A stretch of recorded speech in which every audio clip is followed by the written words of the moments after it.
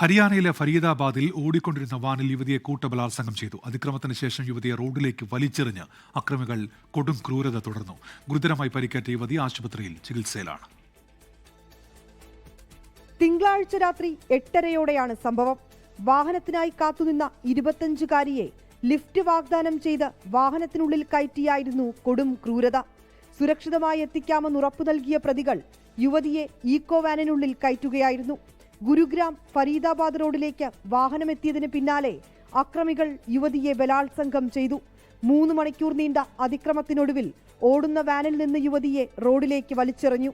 മുഖത്തും തലയ്ക്കും ഗുരുതരമായി പരിക്കേറ്റ യുവതിയെ ആശുപത്രിയിൽ പ്രവേശിപ്പിച്ചു.